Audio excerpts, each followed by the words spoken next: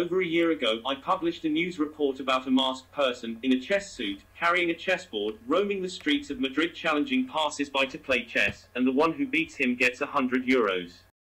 And that mysterious chess master, as the media called him at the time, continued to practice his activities constantly, and many rumors emerged about him, as some claimed that he was a Spanish grandmaster, and some rumors reached that he was Magnus Carlsen, the world champion himself. A week ago, that mysterious chess master appeared, after he became an influential figure in Spanish society. People follow his news constantly, and his activities extended to Europe, where he appeared on more than one occasion in France, on the program Spain Got Talent, and rarely is a country without a copy of it.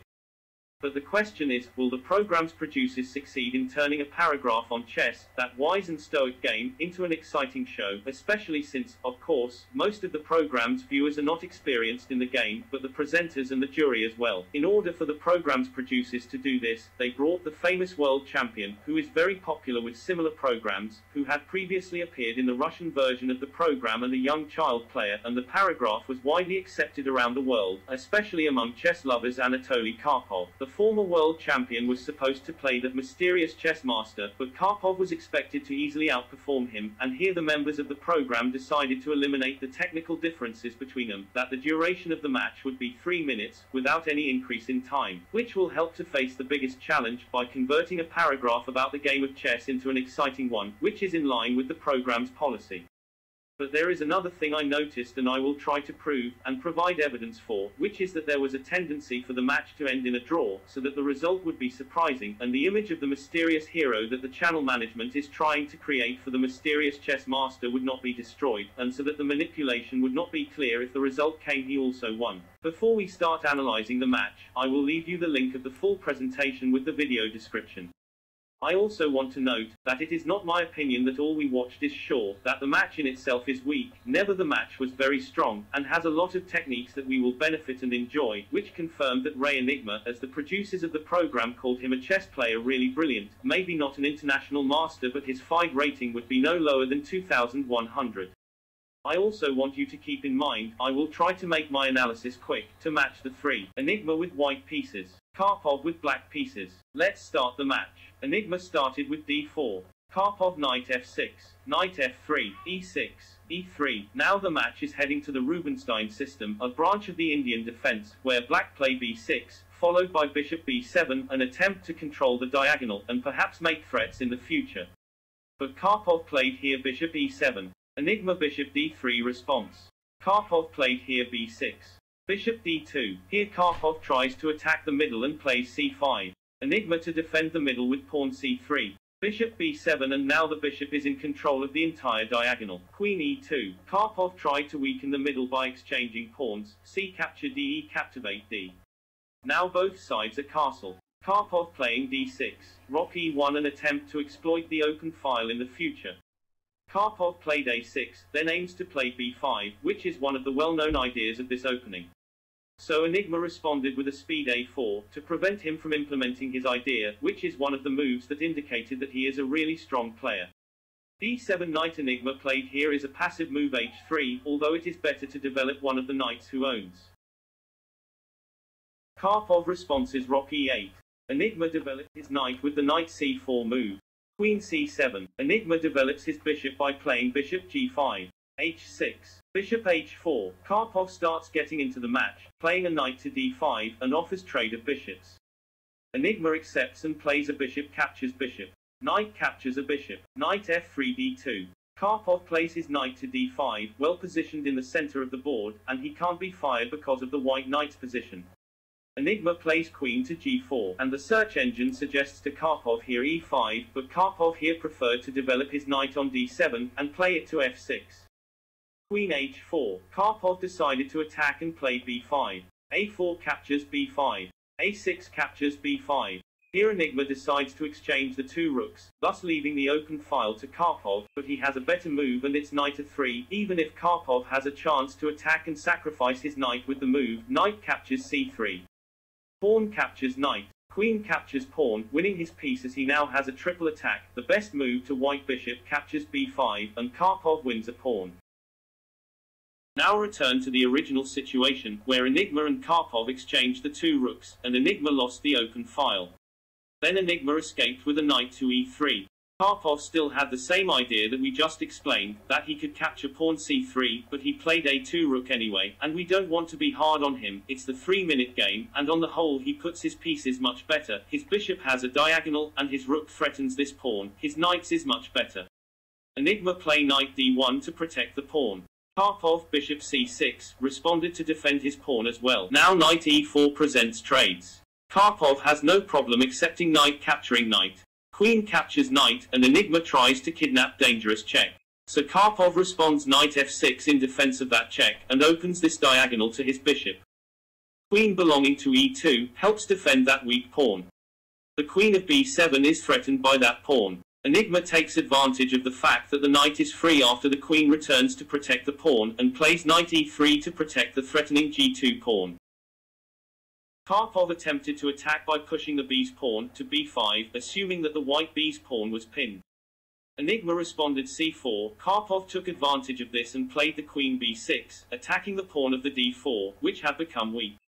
Enigma plays bishop b1, attacking that powerful rook. Karpov's back to the a8. Enigma defends about pawn d4 and plays rook d1. Karpov plays b3, and the purpose of the move is to separate the c-pawn from the b-pawn, so that they are both isolated, and I think it's the first move in the game that shows the difference between a former world champion and an amateur. Enigma tried to moderate the attack and played d5. E capture d, c captures d, bishop b5 threatening of the queen. The queen f3 defending the isolated pawn, and I think he's ready to play knight f5. For this he played Karpov bishop d7. Knight g4. Karpov trades bishop captivates knight. H captivate bishop. And now Enigma has another weak pawn. As usual Karpov immediately takes advantage of it and attacks him with the queen b4 move.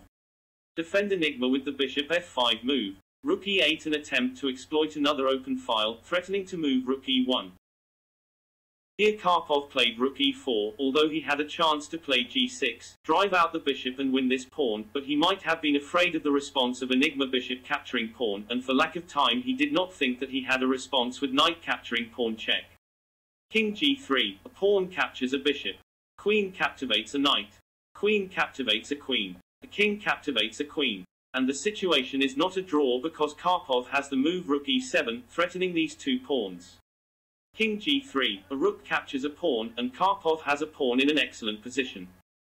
Back to the game now where Karpov played here rook e5. Enigma rook d3 responded by attacking that pawn. Karpov played queen c5, and here he appears to have given up the b's pawn. Enigma immediately captured him, threatening to checkmate. Karpov was forced to lower his rook to e8. Enigma played rook c3, but I think it would have been better to play rook d3 here, to defend the pawn he offered. Karpov took advantage of Enigma's passive move and played queen d4, and of course rook d3 move became worthless here, because black would capture the b's pawn. b3 trying to create a pass pawn danger. A knight captures a pawn, regaining his pawn. Rook d3 attacking the queen. Queen e5 check. Queen g3. Here Karpov made a terrible blunder. If Enigma had used it, he would have been the happiest day of his life and he would undoubtedly win the match. Karpov played knight f4. Now pause the video for a moment, and try to find the winning move for Enigma. It's easy, I don't want you to be harsh on it. Don't forget the 3-minute matches, and the player's time was running out. The move is rook e3, now Karpov can't move his queen because Enigma will capture the rook with a checkmate, and if he wants to complete the match and play queen b5, he will lose his knight after exchanging the two rooks. But Enigma instead played rook f3. It seems that Karpov noticed the missed opportunity from Enigma, and played knight e6. Enigma exchange of queens. Rook e3 threatening pawn. Knight d4 to start pressing the pass pawn and the bishop and defending his pawn at the same time. Even this move the search engines will give you a complete draw, which seems good for Enigma, but unfortunately the collapse began.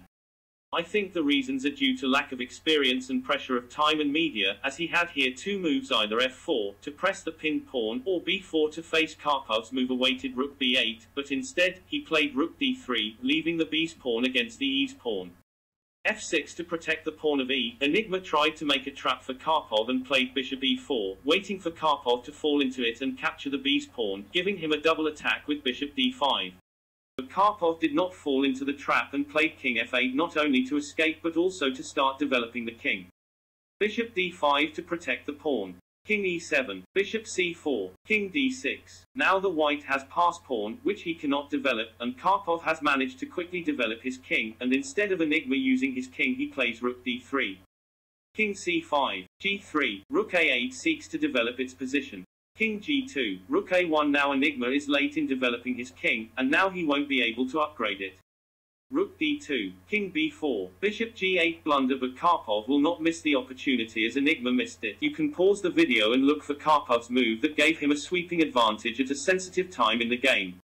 For everyone who expected the move to be the capture of the pawn, I tell them that Enigma's response will be rook d7 that recovers the pawn, and if Karpov decides to escape with his pawn, he loses his knight with the move rook b7 check. As for everyone who predicted that the winning move is king c3, I say to them, congratulations, you are players with the rank of former world champion in the end games. Now the rook has no place to escape, so the natural move here is for Enigma to capture the knight, to reduce his losses, but with limited time he played rook e2, as he had 20 seconds left here. In fact, you will see strange moves from him since now he has completely collapsed.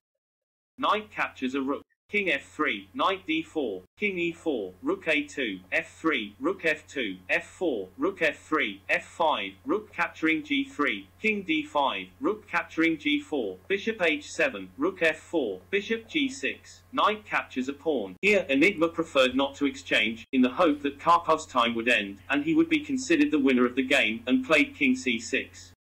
Knight d4 check. King d7, e4. Now Karpov is trying to get a queen. Bishop h5, e3, bishop d1, to prevent Karpov from being promoted to queen. e2, there is no escape. Bishop captures pawn. Knight captures bishop. Now Enigma played a move that saved him. b4. This move showed that Enigma was skilled in the last seconds of blitz chess matches. King captures pawn, king e7, king c5, king f7, rook g4 to prevent the king from escaping, king e6. King d4, king f5 is another move that shows Enigma's practice in the decisive seconds of those games. h5, is it a move to protect the rook, or is it intended to seek to upgrade a queen? We'll see. King e6, knight g3, king d7, king d5, king c7, rook b4, king d7, b7 check, king c8, king c6, king d8, king d6, king e8, king e6. These moves are what aroused my suspicion in Karpov, and that there is some agreement to end this match with a draw. He runs behind the king, although he will not give him checkmate in the end. The king has a square h7, to escape or even capture the pawn g7, as we will see in the end. He insisted on the pursuit of the bishop's capture, and he did not care about promoting a queen that would help him win in the few seconds remaining for him, and even sought after a checkmate that did not exist, all of which raised the doubts and doubts of many. King f8. Karpov almost played rook b8 check, but he played rook a7 and Karpov's time ends with it, and Enigma had 1 second left in his time, another reason that makes me make sure that the whole match, it was a matter of show. The match ends with draw.